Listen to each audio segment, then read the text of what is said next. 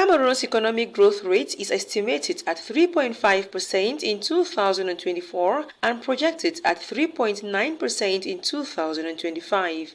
This performance is attributed to the good performance of activities in the non-oil sector, which is expected to grow by 4.0% in 2024 and 4.2% in 2025. On the other hand, the oil sector is expected to continue its downward momentum with the decrease in both oil and gas production. Growth in this sector is estimated at negative 8.8% in 2024 and estimated at negative 4.3% in 2025, and it is expected to remain on a downward trend until 2027. This information is contained in the 76-page Budgetary Orientation Debate document tabled at the National Assembly in preparation of the 2026 State Budget. On the chapter of Public Finance Management, at the end of March 2025, total budgetary resources mobilized amounted to 1,507.7 billion francs CFA, a decrease of 54.4 billion.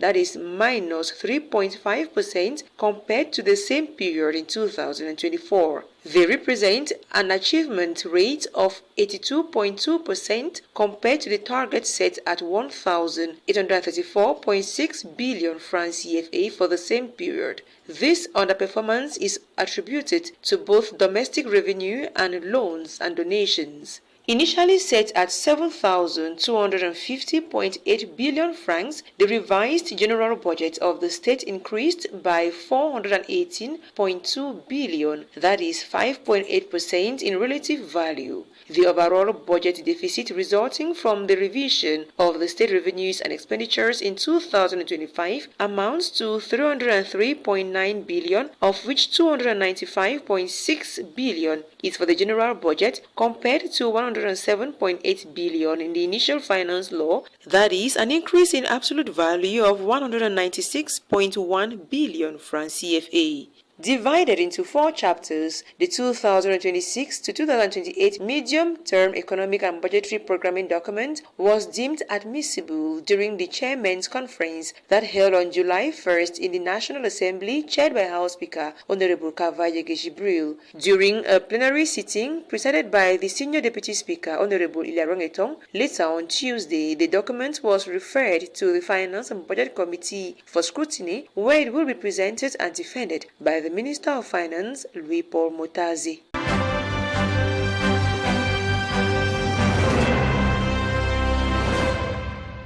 Le 31e forum d'échange entre la Commission des finances et du budget de l'Assemblée nationale et la Chambre des comptes de la Cour suprême était l'une des activités de l'Assemblée nationale ce mardi 1er juillet 2025 au Palais des Verts Paul Biya. Les travaux liés à ce forum étaient divisés en 2 phases, la phase protocolaire et la phase des travaux proprement dit. Les membres de la Chambre des comptes de la Cour suprême et ceux de la Commission des finances et du budget de l'Assemblée nationale ont débuté les échanges par la présentation du rapport de synthèse et des recommandations du 30e forum d'échange tenu le 26 novembre 2024 au Palais des Congrès de Yaoundé. Les échanges ont poursuivi par la présentation du thème du forum du jour, à savoir le rôle de la Chambre des comptes dans la lutte contre la corruption. À la suite de la présentation du thème, s'en est suivi un débat général. Des propositions et des recommandations ont été formulées, marquant ainsi la fin du 31e forum d'échange entre la Commission des finances et du budget de l'Assemblée nationale et la Chambre des comptes de la Cour suprême qu'a présidé l'honorable Moutimbo Rosette Julienne, épouse Ayayi, président de la Commission des finances et du budget de l'Assemblée nationale.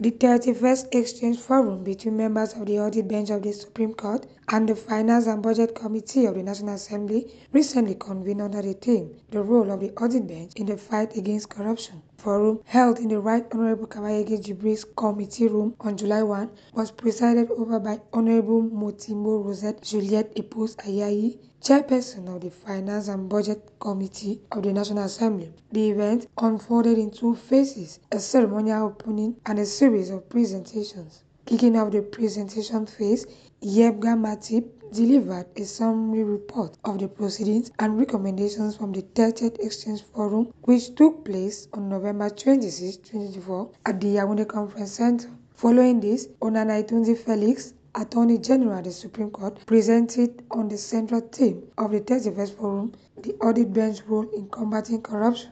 His presentation led into a general discussion, culminating in a series of propositions and recommendations. The audit bench was led at this forum by its president, Yap Abdul. Attendees included members of the Finance and Budget Committee of the National Assembly, Mamadou Atiku Ayato, Deputy Secretary General No. 1 of the National Assembly, Martin Elangwe Sakwe, Deputy Secretary General No. 2 of the National Assembly, and other officials from the audit bench.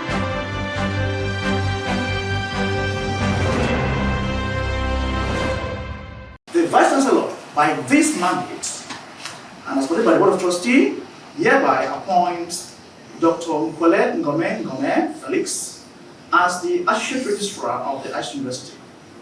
It was with these words that Dr. Nkwele Ngome Felix Ngome and Dr. Kamde Pascal were officially commissioned to their new positions as Associate Registrar and Dean of the ICT Faculty of the University, respectively. This was during the installation ceremony that took place on July 1, 2025 at the Vice Chancellor's Conference Room. Attended by a handful of university staff, the ceremony was chaired by the Vice Chancellor's representative, Professor Alain Villat Isso, Deputy Vice Chancellor in charge of academics and administration, who used the opportunity to congratulate the newly appointed while reminding them of their task. Academic reports for administrations and external agencies. He is, by this appointment, entitled to all the benefits that pertain to his office as defined in the Labour Code of the State of Cameroon, and as well as the internal rules and regulations governing the management of the ICTU University. Ms. Ekane Leslie, the outgoing Associate Registrar, congratulated Dr. Nkwele Ngome on this appointment, which she termed deserved. The fact that you were appointed, I feel it is really well deserved, because Mr. Cho was talking about, Prof, about being meticulous and all, and you have all of those. And then you master all these procedures, and we've been on and on all these processes together, and it has been a really good ride, although very challenging. As the newly appointed took over from their predecessors, they were urged to uphold the high academic standards of the university, given that their positions have to deal with the well-being of students, which require both mental and physical strength. As they come on board, they have one driving force, that of maintaining standards with the help of their team members. How to make sure that students are acquiring skills and competence that will help them, and then they are also prepare students to start working, like they can produce something directly that they can sell. Dr. Nkwele Ngome used the opportunity to thank the university and its executive while assuring them of his commitment. I want to extend my sincere thanks and gratitude to the President Board of Trustees of the ICTU University, Professor Victor Baraka, who has found me trustworthy to entrust this position to me to manage and to spearhead. It is the first time for everything, so I'm hoping to learn from this position and to better off my skills. Their predecessors, Ms. Ekane Leslie and Dr. Abdallah, who had been serving in the university since 2022 and 2017, expressed no regret on the choice made as to whom to pass on powers as they leave due to circumstances beyond their control. From the conference room, the newly appointed dean was taken to his new office and installed. No, it's okay. It's okay.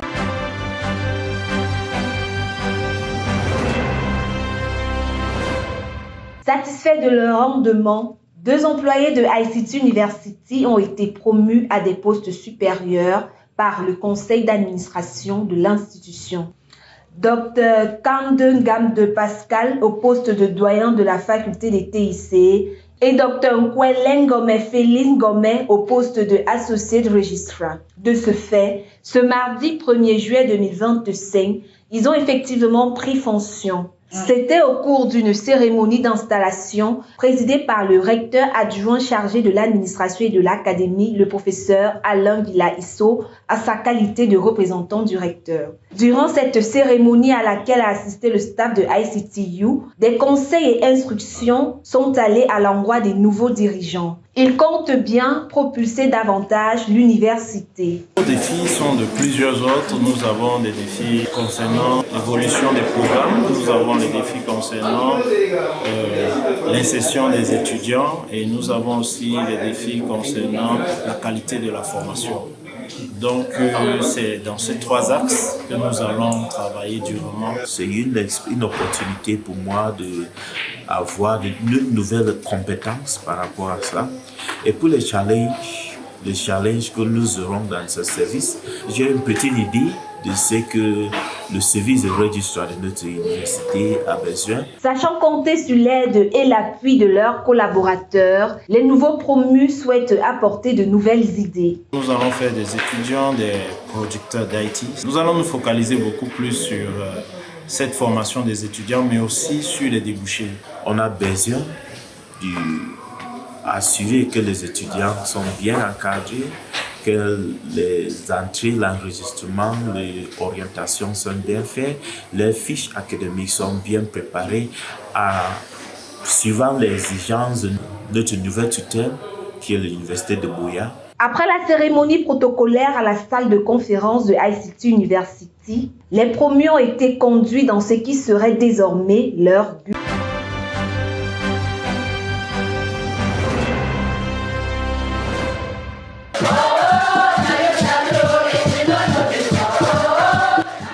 The women of Zion Baptist Church Mbem in subdivision celebrated the 2025 Women's Founders Day with great enthusiasm. The overfull congregation, which brought together sons and daughters of Mbem, featured various activities including the recitation of memory verses, a parade by the 3H girls, and choir presentations.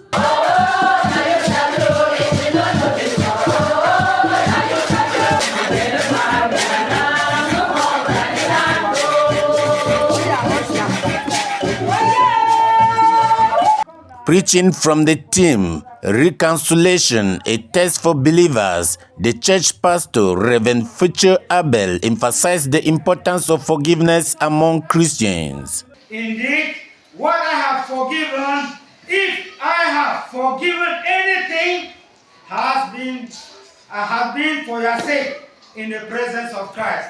So when you don't forgive, Paul says to go forgive. And when people be forgiven, it don't be forgiven in Christ.